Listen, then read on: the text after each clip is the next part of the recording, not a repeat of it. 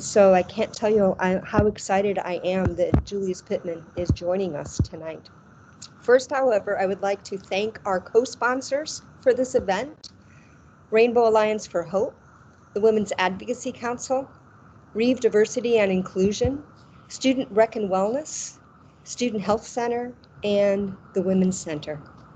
And you're all doing it, but just to remind you, just to keep connectivity up, we'll keep videos off and mics off unless later in the program you will be wanting to ask a question. Know that you can always put questions in the chat as well. And I'm going to send a chat right now. It has the link to our evaluation for the program, and if you could fill it out at the end, that would be absolutely wonderful. The other note I had is I need to actually remember to hit record. Somebody has hit record. Thank you, whoever hit record. That's fantastic. Wonderful. So now it is my great pleasure to introduce Julius Pittman. Julius is a born Milwaukeean who is expanding his role as an advocate for the LGBTQ community.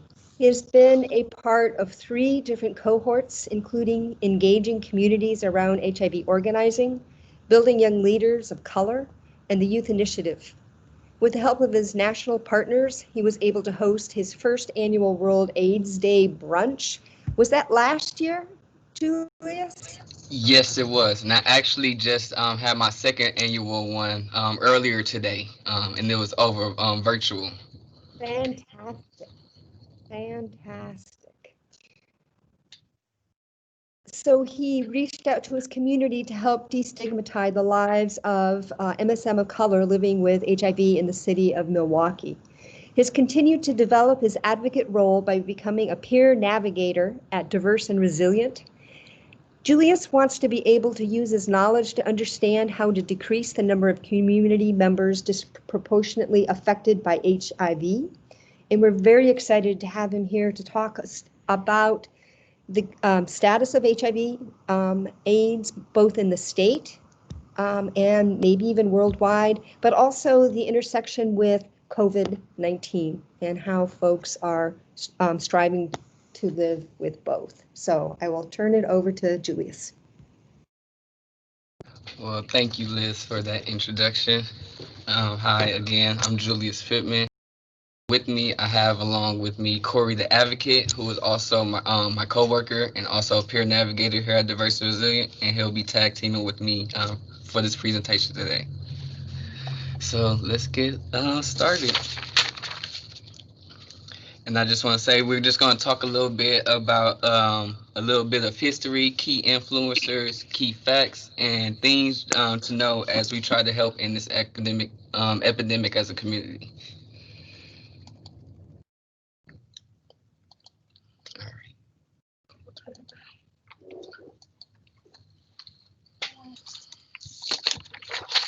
All right, so we're going to get started with a brief history on HIV and AIDS with a timeline. So it all started on June 5th, 1981, when the first 5 cases of AIDS were discovered. And also on January 7th of 1983, the first cases of AIDS were reported in women as well. May 1st of 1986, the virus that caused AIDS was officially known as HIV, which stands for Human Immunodeficiency Virus. On November 4th of 1988, President Ronald Reagan signed the HOPE Act, which provided federal funding for AIDS prevention, testing, and education. World AIDS Day was observed for the first time on December 1st of 1988. And we are here in 2020 still celebrating World AIDS Day, so that is great. And I just feel like the numbers just continue to grow bigger and bigger as more people become interested to learn about World AIDS Day and how they could be a support system within the community.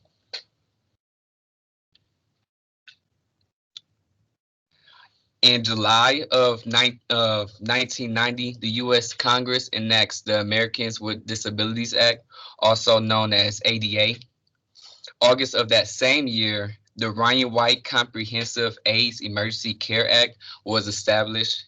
And both of these acts were created to help people living with HIV be able to afford health care, have better access to care, and any type of other reason they may need some type of help when it comes to being a person living with HIV and getting to the best establishment of health that you can be in.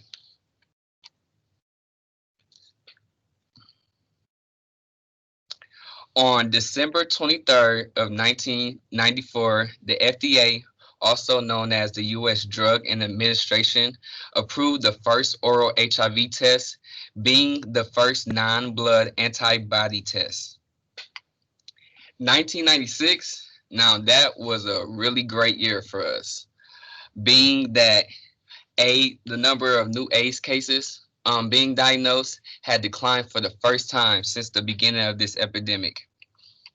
Also, in that same year, AIDS were no longer the leading cause of death for Americans aged between 25 through 44, although it still was a huge leading cause of death for African Americans in that same age group. Some other great things, major things that happened in that same year, the first at-home testing and collection kit was approved by the FDA, and this gave the opportunity for you to be able to collect your samples, take them to the labs, and then get your results, which was something new because they never had something like this before. So this was groundbreaking. Also, the FDA approved its first viral load test, which measured the level of HIV in the blood, as well as the first non-nucleoside reverse transcriptase inhibitor drug known as nevirapine. And we also received the first HIV urine test in August 6th of 1996. So I would say some major things happened that helped progress the ending of this epidemic. On November 7th of 2002, the FDA approved the first rapid HIV test kit, providing a 99.6% accuracy in as little as 20 minutes. And on October 6th of 2009, the FDA approved its 100 antiretroviral drug. And we still have more being made and approved to this day that helps improve things with side effects and other effects that you may have when it comes to taking these antiretroviral drugs. January 4th of 2010, the HIV travel and immigration ban was lifted for the first time. And this was some very awesome news just because this gave the opportunity for the International AIDS Conference to be able to be hosted in the U.S. for the almost 20 years.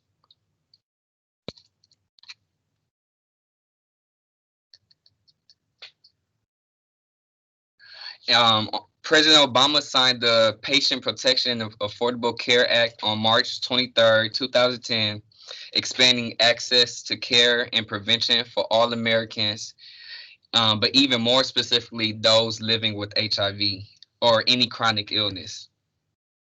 July 3rd of 2012, the FDA approved the first at-home HIV test, and this gave you the opportunity to be able to get your test results directly from home and not have to just collect a sample and take it to a lab. Your lab was at home. So that was awesome to be able to have as a youth, especially during this time with COVID, as we try to do 6 feet apart from each other and be careful of how close we are, get in contact with other people. So now people could just have at-home tests delivered to them and find their results right then and there and figure out the next steps if that's needed.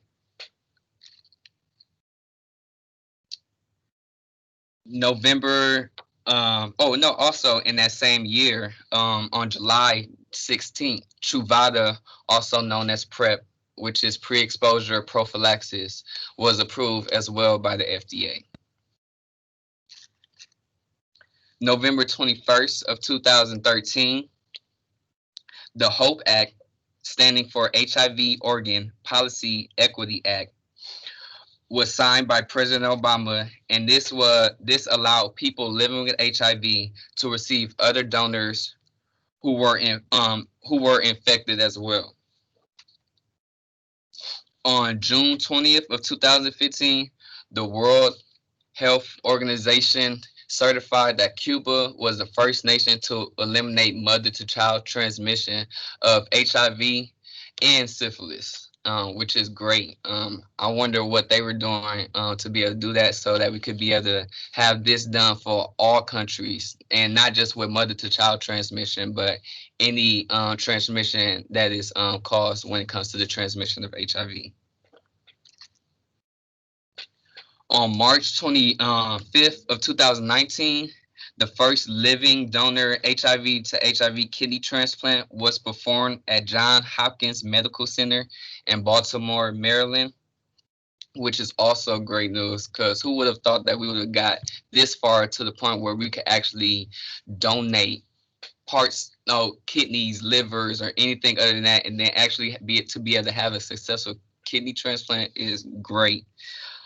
So as you can see, we have come a long way from discovering the first cases of AIDS back in 1981 to now being able to have a kidney transplant be successful among people living with HIV.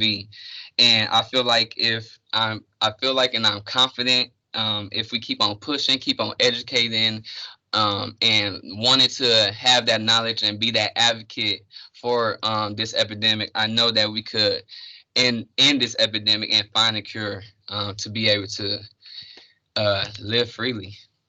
So now I will pass along to my coworker Corey, and he will talk a little bit about some key influencers. Hello, good evening. My name is Corey the Advocate, as Julius said before. Um, so 2020 has been a very unique year for a lot of our HIV influencers. We lost a lot of our heavy hitters in the HIV epidemic. First being Larry Kramer. He was known for his play in 1985 titled Normal Heart. In 1991, he founded the Gay Man's Health Crisis, which was the first HIV service organization for people living with HIV. He was the founder of ACT UP, which stands for AIDS Coalition to Unleash Power, whose streets actions demanded faster drug research and worked towards an end to discrimination against gay men and lesbians. He died this year, May of 2020. Next, we have Mr. Ron Simmons, who we also lost this year.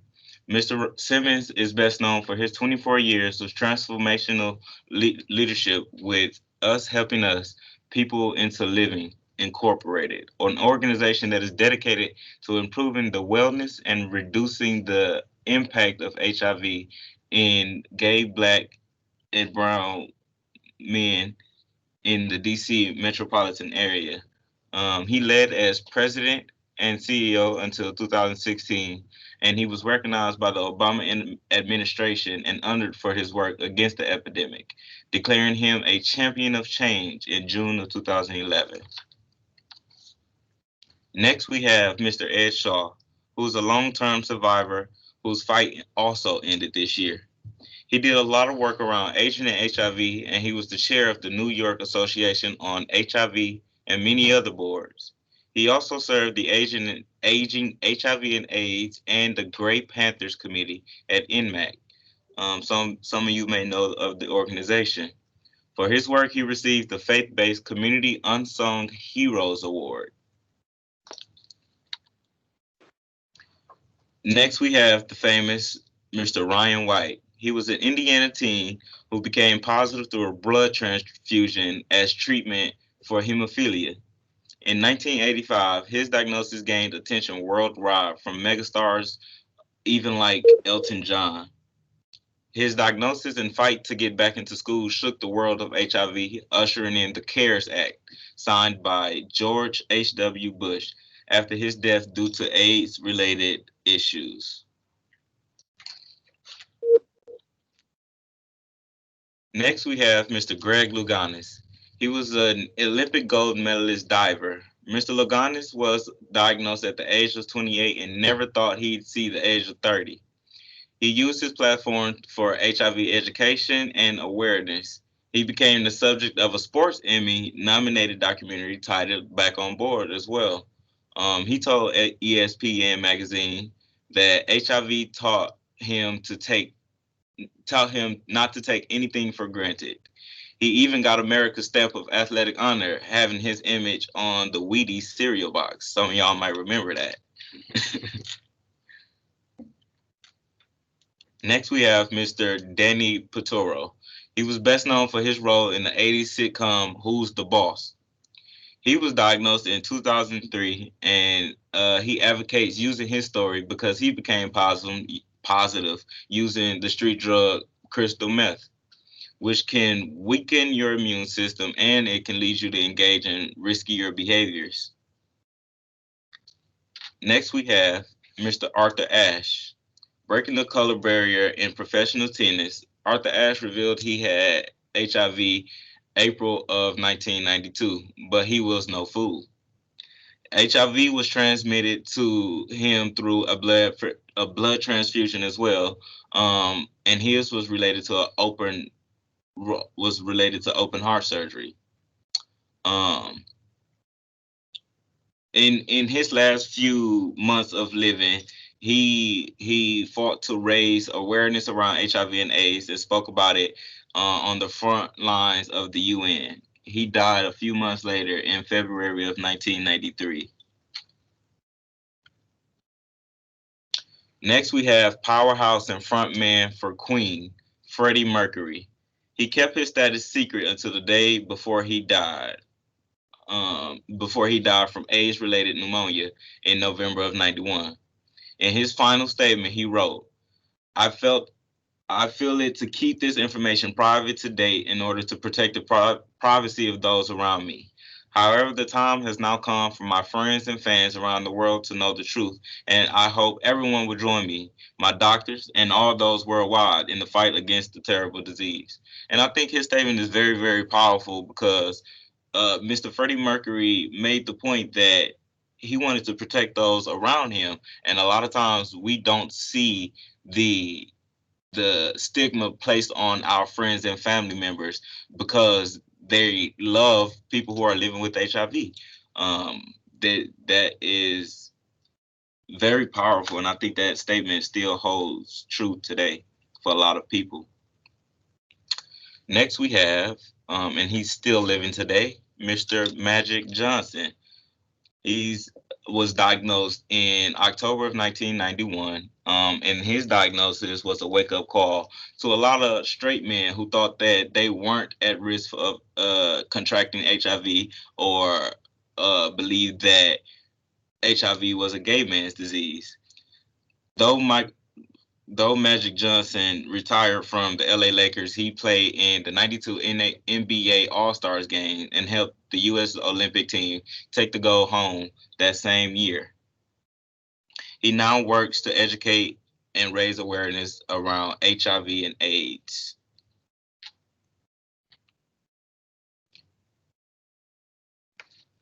We briefly touched on Mr. Brooks in the HIV history, and we saw that he is the first, not only the first African American to be appointed in the office of National AIDS Policy, but he was also the first HIV person to hold the position.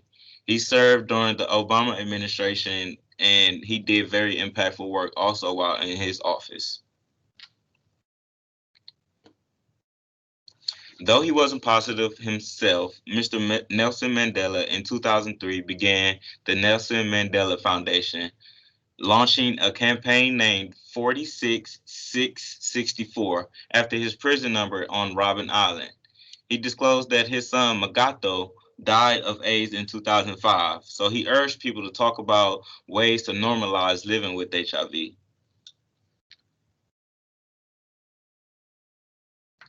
Ever so beautiful and fierce, Mrs. Elizabeth Taylor advocated for researchers to discover treatments to live longer. So, and she also wanted to find direct ways to care for and nurture people living with HIV. She founded the ETAF Foundation, or the Elizabeth Taylor Foundation, funding HIV programs on sex education, needle exchange, and access to condoms. No matter how unpopular the matter, she pushed the agenda forward. And she really truly was a powerhouse when it came to advocacy for better treatment, for better care, for better education around HIV and AIDS in her time. We will now move along to a few terminology words that I felt like were very key into knowing and understanding when it came to dealing with someone living with HIV or just dealing with the epidemic in general. So first we will start off with HIV, which stands for human immunodeficiency virus. HIV is a virus that weakens the immune system, ultimately leading to AIDS. AIDS, acquired immunodeficiency syndrome, the late stage of HIV infection that occurs when the body's immune system is badly damaged due to the virus. Epidemic refers to a disease condition affecting or tending to affect a disproportionately large number of individuals within a population, community, or region at the same time. Antiretroviral therapy, also known as ART. Antiretroviral therapy is highly active in suppressing viral replication, reducing the amount of virus in the blood to undetectable levels, and slowing the progress of HIV disease. The usual antiretroviral therapy regimen combines three or more different medicines. ARV-based prevention, the oral topical use of antiretroviral medicines to prevent the acquisition of HIV in HIV-negative persons, currently known as PrEP. HIV negative, also known as seronegative, a person who is HIV negative shows no evidence of HIV in the blood test. HIV positive, also known as seropositive, a person who is HIV positive has had antibodies against HIV detected in a blood test or gingival exudate test, commonly known as saliva test. Seroconversion, the period during which the body starts producing detectable levels of HIV antibodies. This usually occurs several weeks after initially contracting the virus. Mother to child transmission, or MTCT, the transmission of HIV from a mother living with HIV to her child during pregnancy, labor, delivery, or breastfeeding. Injection drug use, or IDU, is sharing needles, syringes, or other drug injection equipment. Incidence, the number of new HIV infections over the number of people susceptible to infection in a specified time period. Prevalence, usually given as a percentage. HIV prevalence quantifies the proportion of individuals in the population who are living with HIV at a specific point in time. And tuberculosis, also known as TB, is the leading HIV-associated opportunistic infection in low and middle income countries, and it is a leading cause of death globally among people living with HIV. And just to give you an idea of prevalence of people living with HIV in in the state of Wisconsin, currently there are 6,749 people living with HIV, and most of the population is in the southern and southeastern regions of the state, with majority of them residing in Dane and, well, with majority of new cases residing in Dane and Milwaukee County. The group with the highest diagnosis rate are African American men ages 13 to 29. 81% of people are in care by seeing because they see their doctor at least once a year. 60% are retained in care with two or more appointments a year. In Wisconsin, overall, 75% of people living with HIV are virally suppressed.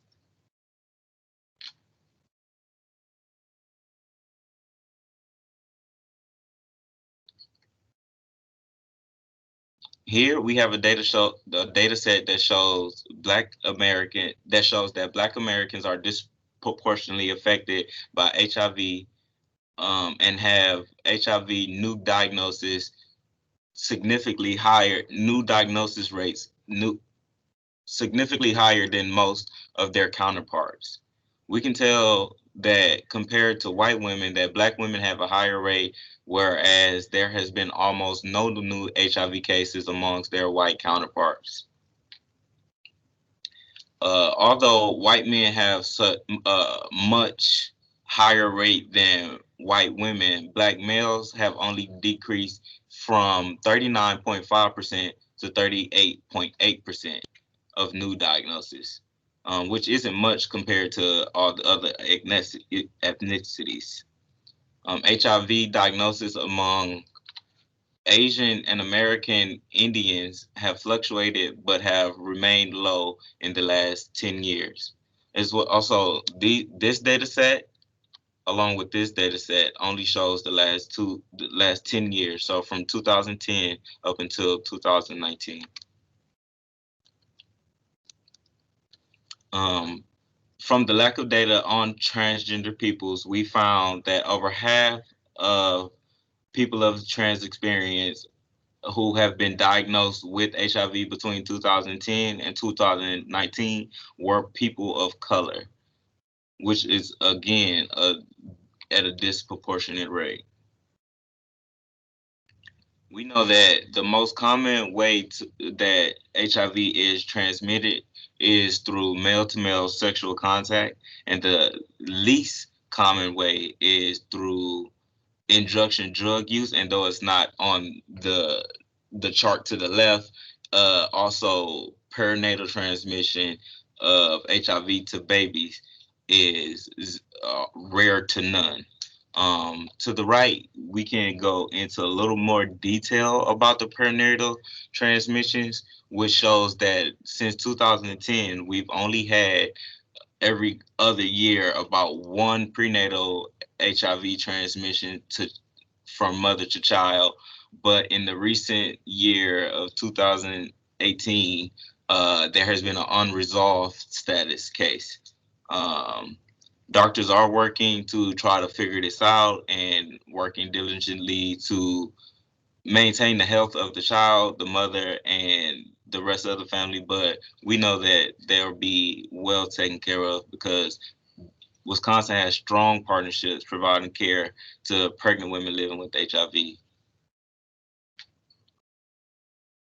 Now, what we have here is a simplified roadmap to undetectable. Though we have simplified a way to get to and stay undetectable, we recognize that there are many barriers to reaching each goal. For instance, with getting into care, we as peer navigators have the skills to meet the participants where they are. If they're having issues with getting food, providing transportation, getting transportation to medical appointments, or like many are in a housing crisis, we do what we can to make medical and other social service referrals to remove those barriers. If along with getting them into care and removing those barriers to getting them into care, we try to get them on treatment as well, so that they can start to lower their viral load and up their CD4. We understand that individuals have to get used to the medication, and we have to make sure that they're reporting the side effects of the medication, because that's the only way that doctors and pharmacists are able to improve the medications that we are taking as people living with HIV, decreasing side effects and other things that we just don't want. After removing those barriers, which usually takes about 3 to 6 months, sometimes more, depending on, again, where the participant is, we focus on barriers to staying in care and getting them to an undetectable status. These barriers can range from adherence to partner violence to numerous things, because we all know life happens. adherence can be so hard for an individual that goes from taking no meds at all to taking one pill a day to make sure that they themselves are healthy and to also protect other people. Moving on. So here we have a set of data statistics for the world. We know that 25.4 million people were accessing antiretroviral therapy in 2019. We know that 1.7 million people became newly infected with HIV in 2019 as well. Uh, we we've learned that 32.7 million people have died from AIDS-related illnesses since the start of the entire epidemic. Uh, in 2019, we found that 38 million people were living with HIV total. Of those people, 1.8 million are children, and 81% of all people living with HIV knew their HIV status. About 7.1 million people did not know they were living with HIV. As of the end of 2019, 25.4 million people were accessing accessing art, up from 6.4 million in 2009. 73% of female adults aged 15 years and older had access to treatment. However, just 61% of male adults aged 15 years and older had access. So that just shows another gap or disproportion in whether it's treatment, care, or access, which is very, very important. Uh, of the new infections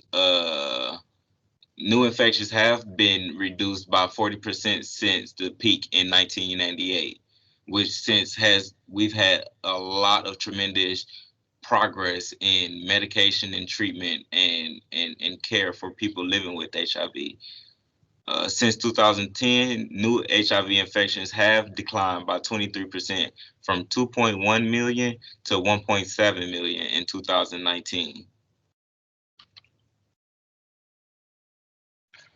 Every week, around 5,500 young women aged 15 to 24 become HIV positive. In sub-Saharan Africa, 5 in 6 new cases among adolescents aged 15 to 19 are among young girls.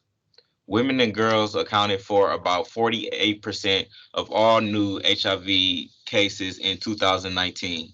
In sub-Saharan Africa, women and girls accounted for 59% of all new HIV infections.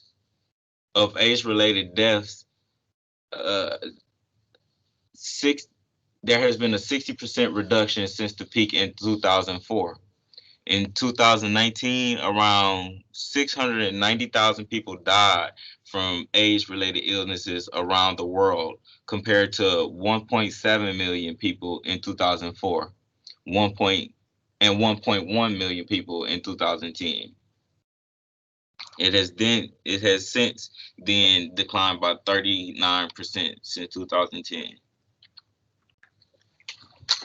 As stated before, TB, or also tuberculosis, remains the leading cause of death among people living with HIV. In 2018, 10 million people were diagnosed with tuberculosis, and of those people, 9% of those people were actually living with HIV. 1.8 million people across many countries were able to start preventive treatment in 2018. But 44% of those people living with HIV and TB were unaware of their co-infection and were not being treated at all, which is not good, just because that just leaves another thing that they have to worry about. Well, they don't even know that they're dealing with it, so the fact that they don't know can just cause a lot of stress and on the body and with health. So it's very important that we are able to find some type of funding to be able to provide care, to be able to prevent this from happening, and be able to get all these people into care. just because it's enough to deal with HIV, so we don't want to add something else to it.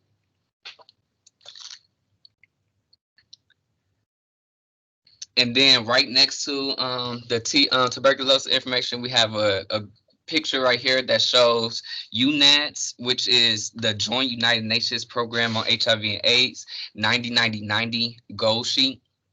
So as you know, 38 million people are living with HIV today. Of those people, 81% know that they are HIV positive. And out of those people, two-thirds of those people who are living with HIV are actually on antiretroviral therapy. And then of that two-thirds, only 59% of those people are actually at an undetectable level. So the goal for UNAS is to create the 90-90-90 goal, which is to get 90% of that 38 million people to actually know their status. And then 90% of those people to know their status and also to be on antiretroviral therapy. Then another 90% to be able to be virally suppressed. And so they know their status, they are taking antiretroviral therapy medications, and now they have reached to a point where they are viruses suppressed. So that is the goal that UNAS have to be able to be reached by 2030. So I know if, like I said before, if we keep on pushing, keep on the work of raising knowledge, pushing past stigma, and just growing and building together as a community, we definitely could reach this goal within the next 10 years.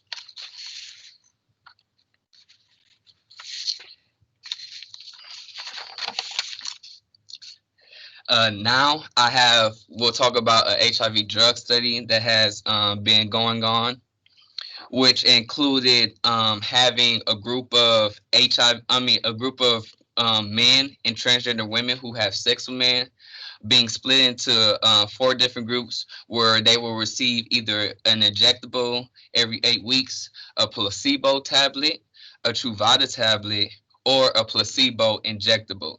And although the results are still coming in, preliminarily, the results are looking very promising, and hopefully we'll be able to have another drug that we can add on to PrEP, and as well as, hopefully finding a cure for all of this. So next we have some up-to-date interventions on protecting individuals from transmitting or having HIV transmitted to them. First, we have PrEP, which is the acronym for pre-exposure prophylaxis. Y'all gotta excuse my countryness, but yes, PrEP is for people not living with HIV. It is also for people who have condomless sex with their partner who is living with HIV or partners whose status is unknown. PrEP is also for individuals who actively share needles or engage in injection drug use. You can get on PrEP by talking to your medical provider or going to your local AIDS service organization. Though PrEP only protects you from HIV, you begin to get tested regularly, making you more aware of your status for all STDs. But you should still put on a condom and talk to your partners about what it means to be positive, negative, and what will happen if something was to happen. Next, we have PEP, which is an acronym for post-exposure prophylaxis. PEP is also for people not living with HIV. This is for people who have been exposed to HIV through workplace injury, experience sexual assault, or had found out they had sex with someone who was positive and they didn't know if the person was undetectable or not. Only in emergency cases and within 72 hours of that exposure can you access PEP. PEP can be accessed at your local emergency room, where they will give you a 1-a-day 30 count bottle to take for 30 days to basically catch HIV before it catches you. PEP and PrEP both are safe. but like most new medications, there are minor side effects like nausea, maybe a possible headache. But we, as always, I advocate for people to report the side effects so that the medications can be improved. You can get a prescription from a healthcare provider if you if you go into ER or if your provider has ordered it for you. Next, we're going to talk about stigma, which is correlating with our theme of this World's AIDS Day, which is aiming for inclusivity and debunking stigma. uh, so what is the best way to stop stigma? Of course, is to educate yourself. Learn as much as you can, and don't be afraid to have any of the conversations around sensitive topics such as HIV. What is stigma? Stigma is any negative attitude or belief about people or living with HIV. Some type of stigmas that you may have heard would be believing that only certain groups of people can get HIV, only certain races are capable of getting HIV, or feeling that certain people deserve to get HIV because of their life choices. That has nothing to do with you.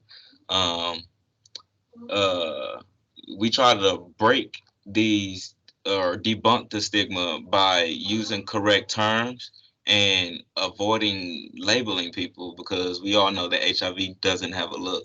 We find ways to break structural stigma by pointing out different things that may stigmatize people living with HIV in places where they are provided care and social services as well.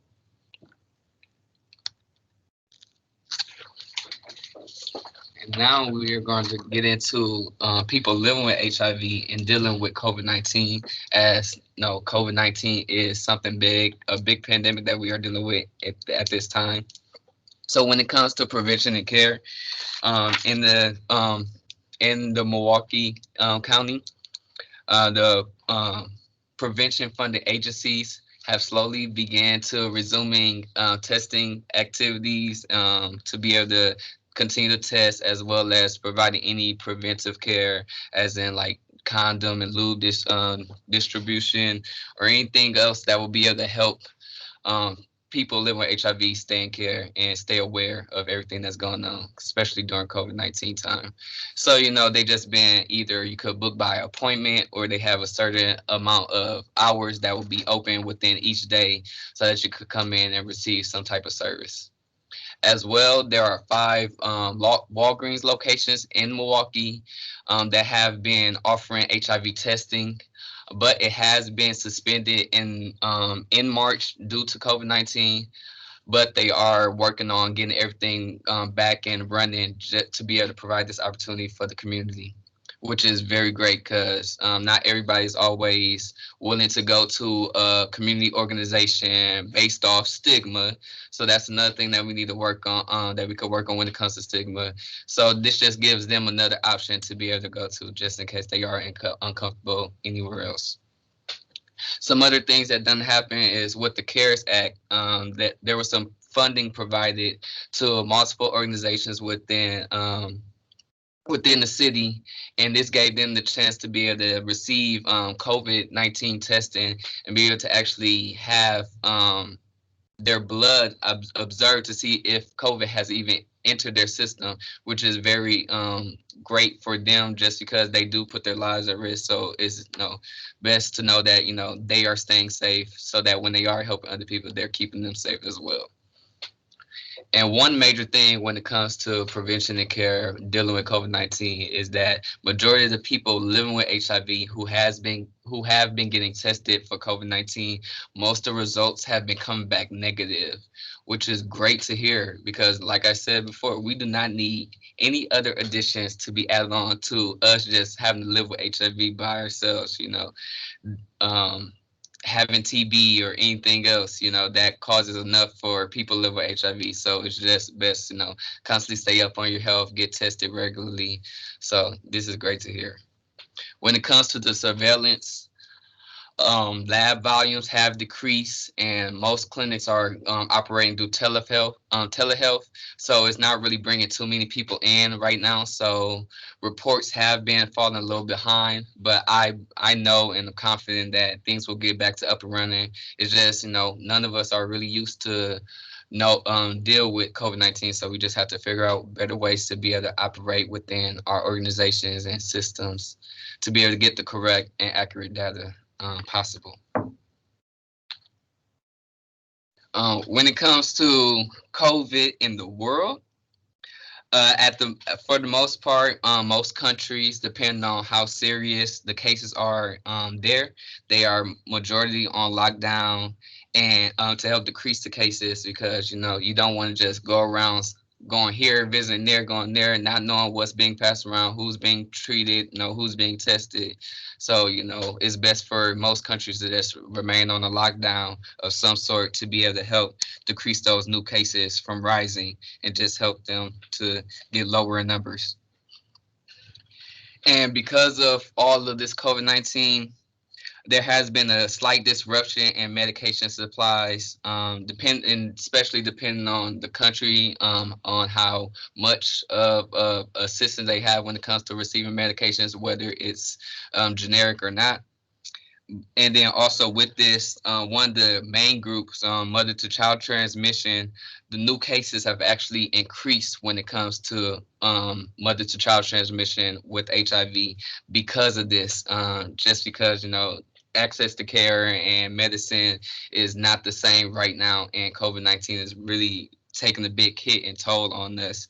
So again, hopefully we could find some more funding, get some extra funding coming out of somewhere, get some money from somewhere to be able to provide more funding and opening up more spaces to be able to provide prevention and treatment for people living with HIV.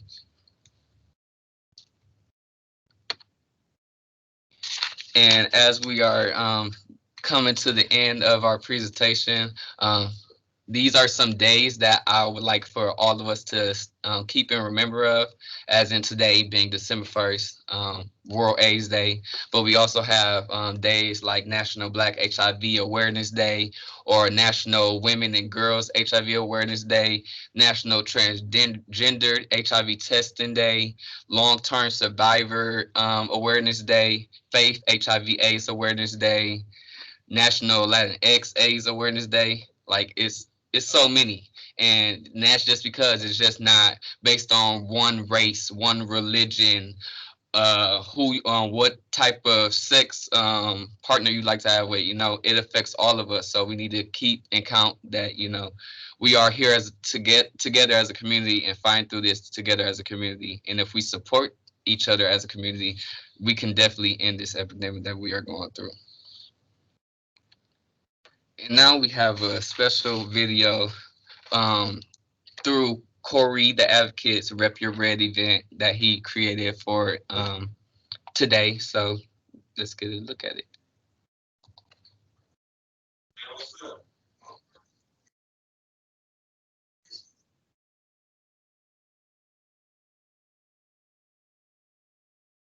Can you hear you? 1 second while I try to get the sound working.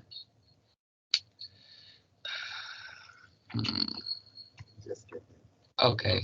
Well, it looked like we're having a little technical difficulties with the video, but if there is a way for me to get the video for you guys to all see, I would definitely work on it.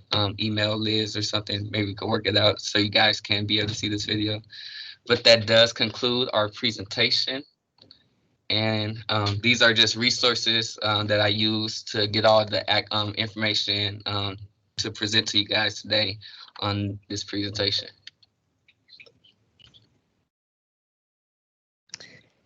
Can't thank you two enough. And yes, if you get me the video, we can definitely send it out over our Facebook. I know a lot of people would like to watch that. I also want to thank you because I have been giving a lot of presentations virtually, and I know how hard it is to talk to your PowerPoint and not actually see us and know that we're listening and nodding our heads and laughing. Yes. We're doing that as well. I'd like to open it up now for questions. You can raise your hand, you can call it out, you can write it in the chat. What questions do you have for our speakers?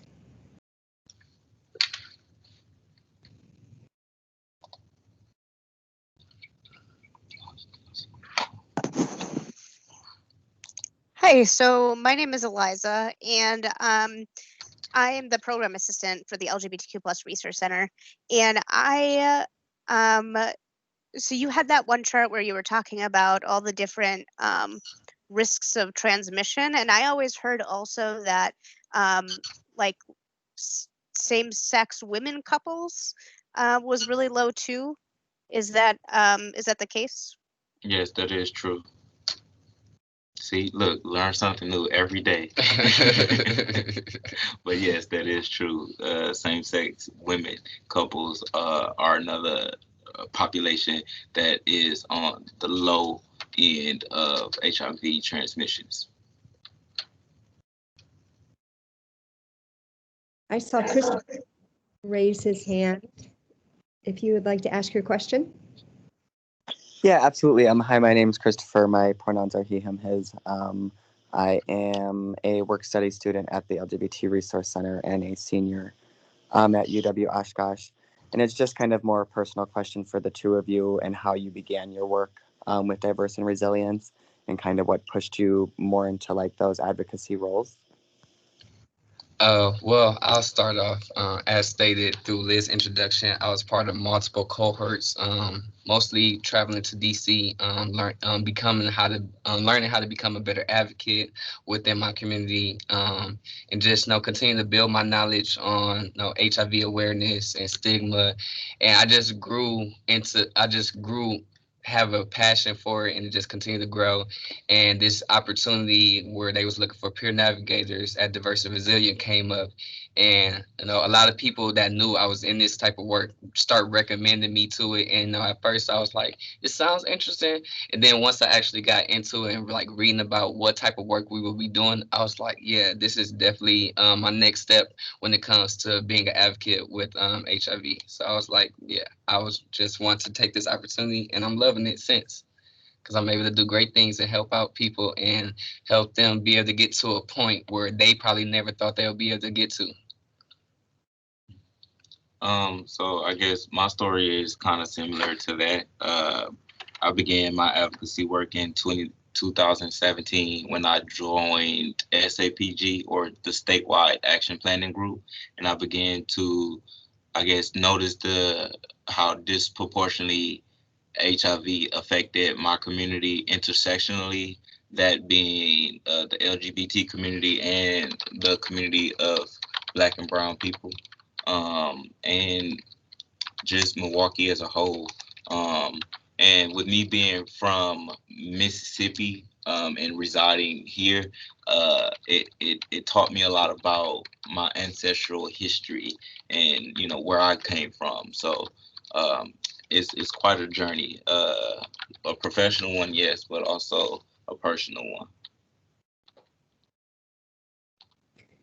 We have a kind of follow-up question in the chat. Yes, I was just actually reading that. It says, what challenges have you experienced in continuing your work as a peer navigator during COVID-19? How have you had to adapt your outreach strategies? Which is a very good question. I would say one of the key barriers that we had as being a peer navigator during this COVID-19 time is not being able to have a one-on-one in-person relationship with our participants. I would say that is one big thing, always having to either contact through phone, text message, or video chat, and only being able to meet in person if it's really key and important. I would say that is one barrier, just because, especially when it comes to people that are not used to having somebody on their side, to be able to have that in-person type of relationship brings comfort and brings openness between not just me with them, but also bring openness for them with me. And so I will say that is one thing I do miss, just because I'm me being the type of person that feels energy and, feels that type of connection. I really miss that. Yeah. So I will say that is one big barrier, as well as because of this, we do work from home periodically, do come into the office as well.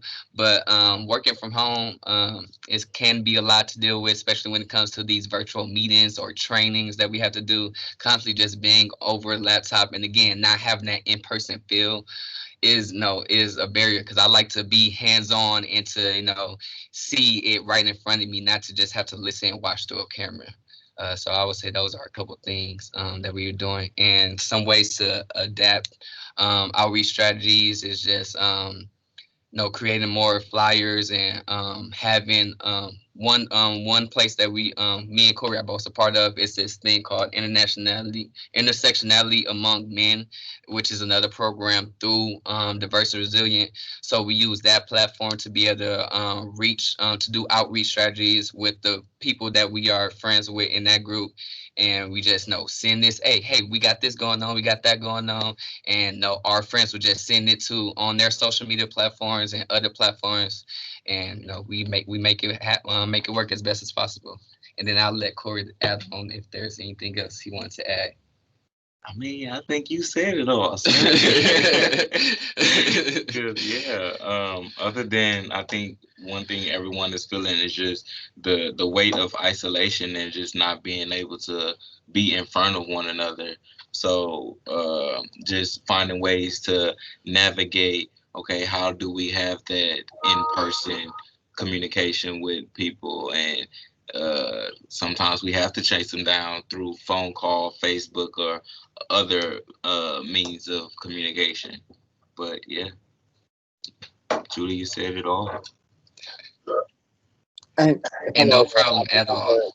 The kind of nudge in. This is Justin Roby. I'm Corey and Julius' supervisor here at Diverse and Resilient. Really proud of the work and the effort that the two young men have put in for today's presentation. It looked amazing. I've seen the blood, sweat, and tears that have gone into this work. So really proud of you guys.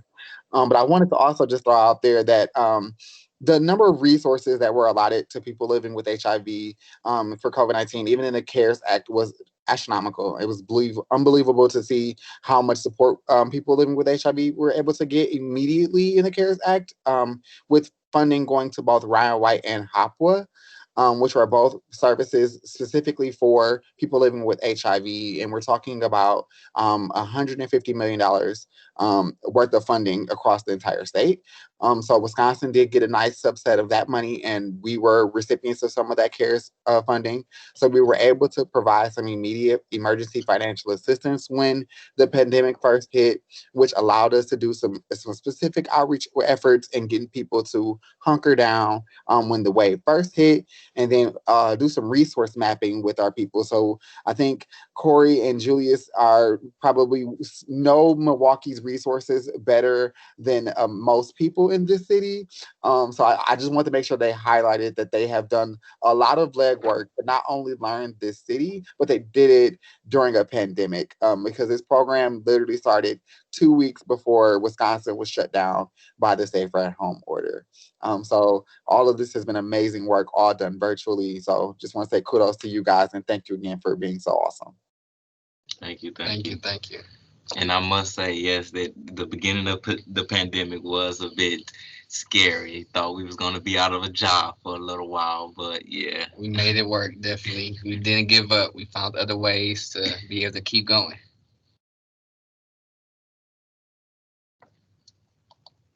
A hand or comment. So I have a question.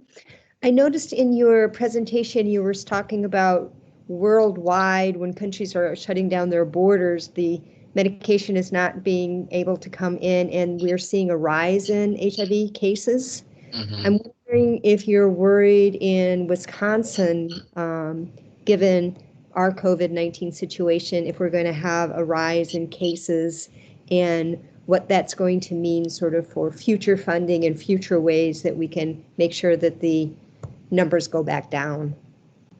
Yes, definitely. And I will say that I know Justin was informing me with this information, but I know that the drug PrEP will be available for people on the Obamacare, through Obamacare. That will actually be transferred over to there so that access through PrEP will be a lot easier. Because I know personally that a lot of my personal friends that are on PrEP, they have been having difficult times with their insurance agencies on just getting a resupply during this time. So they found a new way to be able to make that a lot easier, which is very great. And and hopefully we'll just be able to find other ways and other funding or create a different act that will be able to provide this type of assistance. Yeah, and I think that pharmaceutical companies recognize that a lot of the disproportion that is coming amongst African American communities and rural communities is access. That small little thing that has such a huge impact. Who can get it, how fast they can get it, and how long they can continuously get it. So yes, but I think that pharmaceutical companies in the U.S. are doing an excellent job in making sure that most providers are stocked with enough medications to give their participants or clients if they need. And then I also seen a question within the chat box. It said, how is PrEP administered? Vaccine, orally, etc. Yeah, so there are for PEP, it is a pill. It hasn't changed. It's still Truvada once for 30 days, and then PrEP. There's actually a new pill for it now. It used to be Truvada, but now it's Descovy, which is a more affordable pill with less side effects, and it's much smaller. It too is a pill, and they are working on An injectable. And all that we have right now is oral pill tablets, but they are working on the injectable. Yep. And that's for not even just for PrEP, that's also for HIV treatment as well. Absolutely. And then Zach, I wanted to add one piece of information about PrEP and PrEP usage. We also like to talk more about emergency PrEP usage or PrEP on demand, which is something that is new to the United States public health world, although we have been cognizant of this information for many years in other countries. So emergency PrEP usage or PrEP on demand is when someone who doesn't frequently engage in risky behavior knows that they will or currently have or just found themselves in a situation where they have engaged in risky sex, they would take 2 of their PrEP medication, whether that was Truvada or Descovy, the day of. They would take another pill the next day and another pill that following day. So that 2-1-1 regimen of emergency PrEP usage is effective at preventing the transmission of HIV. And again, we can talk about the life cycle and how all of that works. I always like to throw it out there that there is a process for all of that. And scientifically, like we were able to find it out, and it was mind blowing for me. So I throw it out there for other people. But right now, yes, the oral Truvada and Descovy are the 2 PrEP medications that are currently out. And then we've seen some more questions coming in. Yay, keep them coming. Thank you, Alicia. Or Alicia. I'm sorry if I didn't say that right. Right, then go and copy Yes, this. but both PrEP and PrEP do need a prescription from a licensed physician. So you would definitely want to go out there. PEP, if I'm not mistaken, you have to get those from an emergency department, just for clarification as well on those. And then I see somebody got their hand up. Christopher. So just kind of a follow-up on that question you talked about, if there are side effects that go along with the medication, you obviously encourage individuals to bring those side effects up in regards to improving the medication. Is that something that the individual has to do themselves with something like filling out through a pharmaceutical company? Or is that something your doctor is going to do if you bring up those concerns with your doctor? Is a report or something automatically going to be filed? That is a great question. And guys, do you mind if I take this one? Yeah, go ahead, do your stuff. Absolutely. So always, you are a member of your care team. So you should be communicating those things with your doctor, that you are having those side effects, again, with your pharmacist, just in case they are communicating differently. I always say that your doctor and your pharmacist should always be able to communicate with each other. So we shouldn't have multiple pharmacists or multiple try to keep it all as controlled as possible. But yes, you should be reporting side effects to your doctor, and you should be reporting them to your pharmacist. And for extra precautions, I would contact the insurance company, the pharmacy company directly, to let them know. Because oftentimes we say that a doctor is supposed to file these paperworks and get them back to the insurance company, but they have a million and one things that they have to do as well. And so there could be a lapse in getting that information in. I have heard one too many times that insurance providers were not knowledgeable of some side effects because they weren't receiving those reports. So I always say, just to cover your own stuff, you make sure you talk to, again, your doctor, your pharmacist, and the pharmacy company that created the pharmacy manufacturer that creates the drug.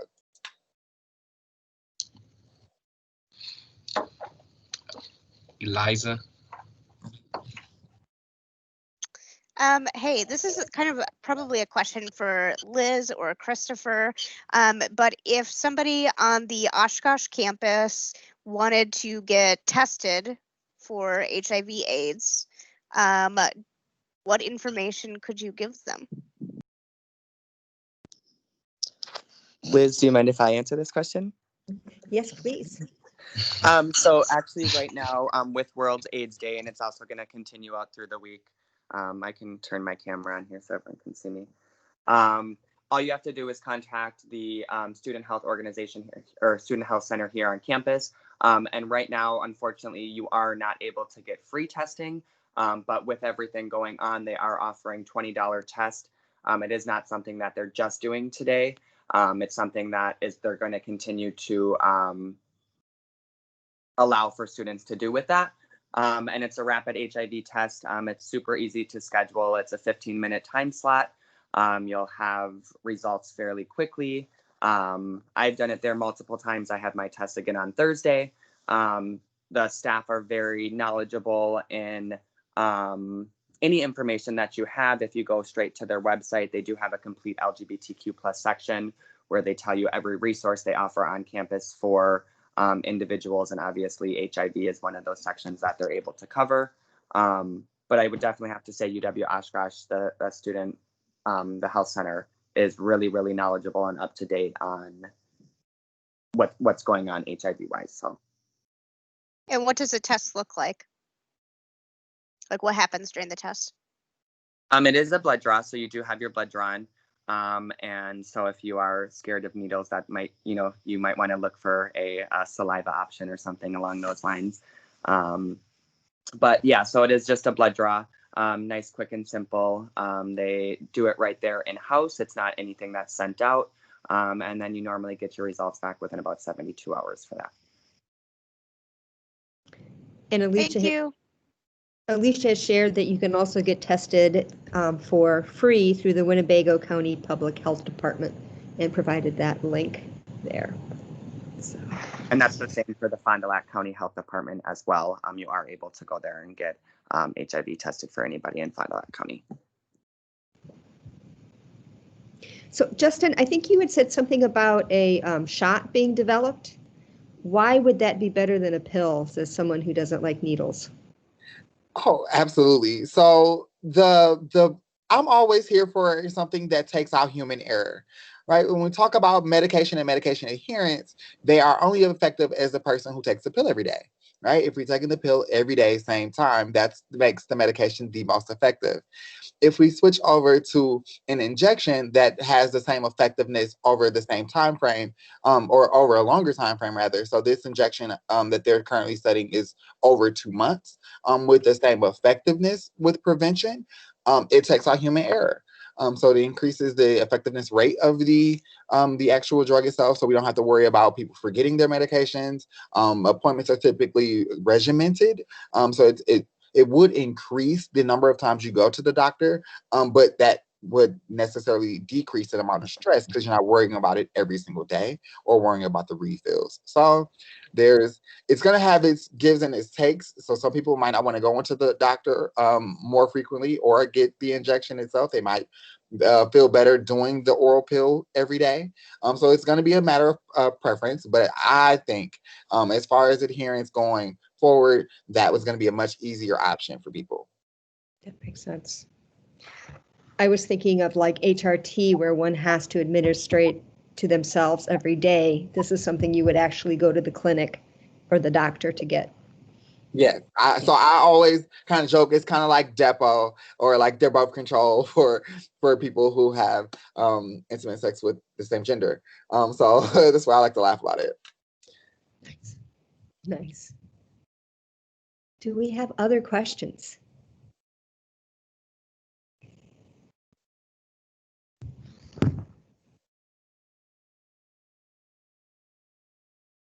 I thought I saw something. Alicia has also said that Planned Parenthood in Oshkosh has HIV testing, and there's another website for that.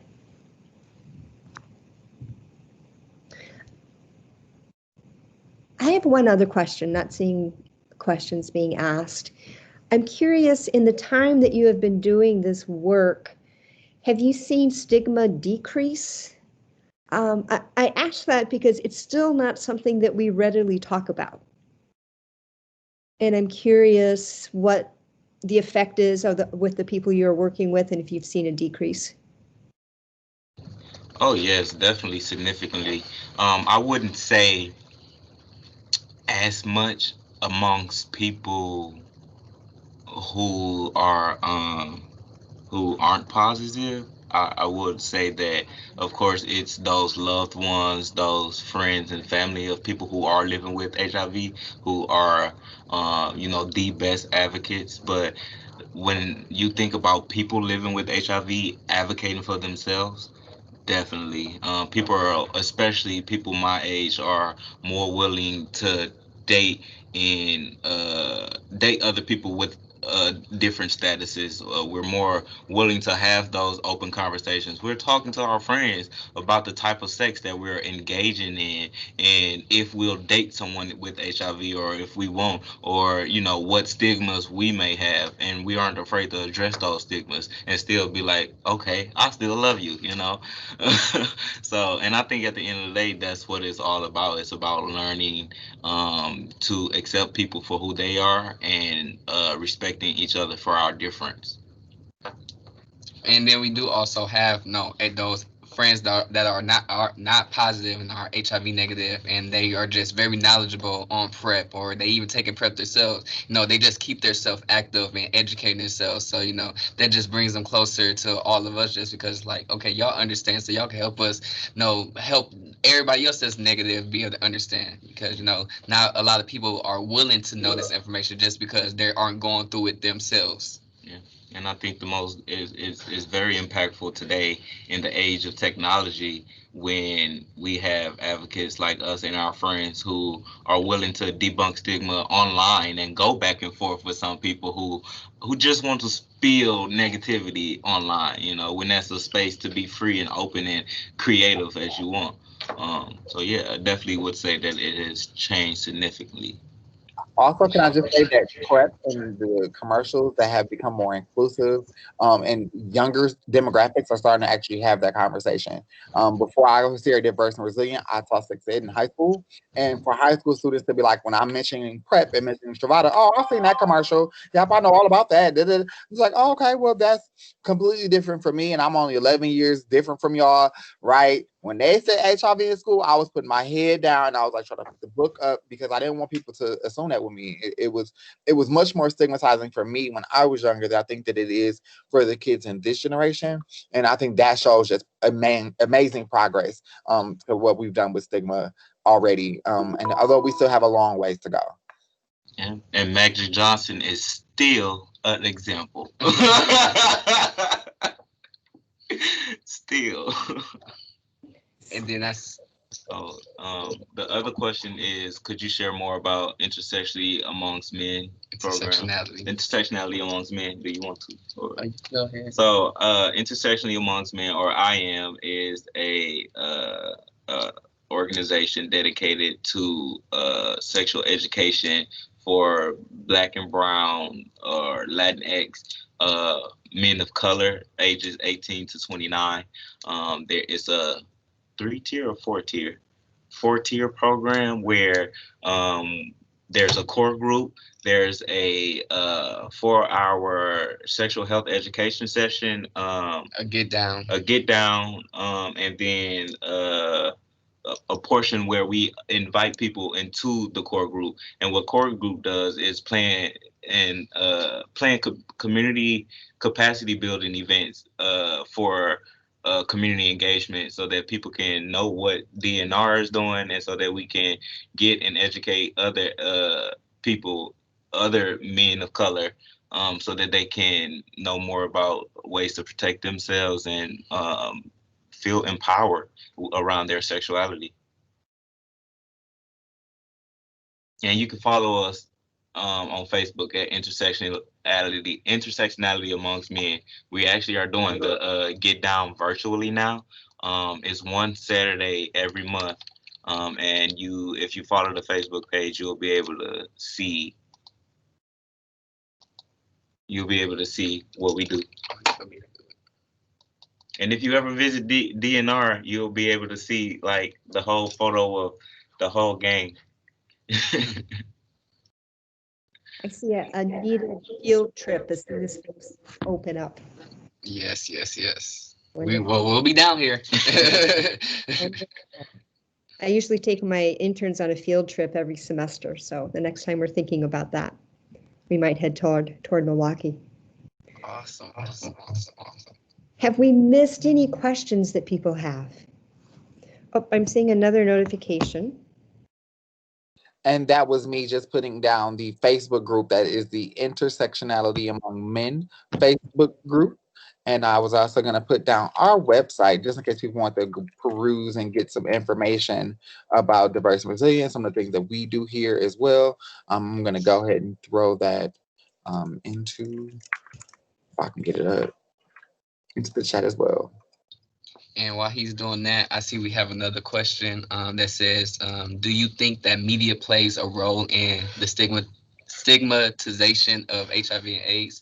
I will say yes, just because we are in a generation where that's all people do is on their phones, on watching TV, on laptops, on some type of social media platform, and whatever video is trending, that's what will get the eyes of most people, and however they present it is most likely how people will present it as well, because they go see that it's on TV, so clearly it must be accurate information. At least that's what they assume. But I would say it does play a big part. But as certain groups and the people that does do these advertisement commercials, I feel like they are having a better understanding and continue to educate themselves on how do we include everybody and not be so stigmatizing. Because I think they are finally realizing how much media plays into the way that not just American people, but just people in the world thinks. Yeah. And I think that a lot of TV shows nowadays are engaging positively when it comes to HIV education. A, a lot of series are examining what it's really like to be in non-heterosexual relationships, and what it's like what is the one show called? We just Sweet Smollett. Empire. Yeah, so like Empire, they had an episode on there where he was dating a gentleman who was positive, HIV positive, and he really loved this man, but he chose not to be with this man because because of the fear that Jamal's family had in the show. But when it all came down to it, love, as always, overpowered it all, and he ended up marrying this man. And the whole family end up educating themselves, which is the main goal is to have everybody educate themselves and want to be able to crave that knowledge and understanding. And I think that is very impactful for me, because it was a black show catered to black entertainment, and so we were able to see ourselves in these situations, and we weren't able to just flick it away like, oh, okay, that's not our issue. You said it was called Empire? Yeah. I'm gonna have to check that out. Girl is ghetto, let me tell you. Hey.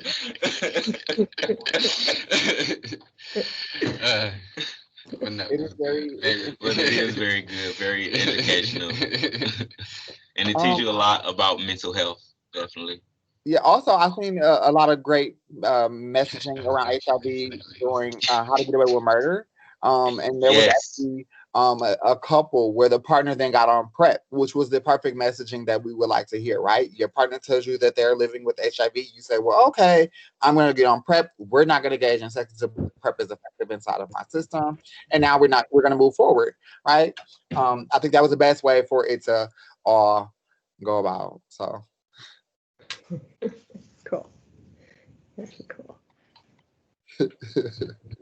Any final questions for the evening?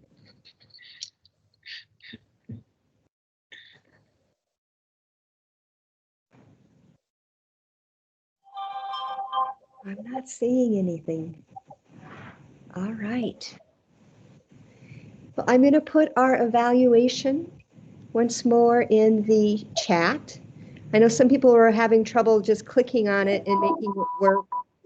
So if you copy it and put it in a browser and try it that way, or try a second browser if it doesn't work, that would be wonderful. We really appreciate the feedback we can get. If any have questions for Julius, Justin, and your name again? Corey the Advocate. You can email me and I can send them on, and we can get any information that you need. And then finally, I cannot thank the two of you enough for being with us here tonight and sharing all of your wonderful knowledge. And I look forward to working with you in the future. Yes, I am too. And thank you for providing this opportunity for us. This was definitely a nice challenge. Excellent. And I went ahead and put your email, Liz, in the chat in case anybody would like to email you. Thank you. Thank you. All right. Thank you, everybody, for a wonderful program. Thank you. Have a great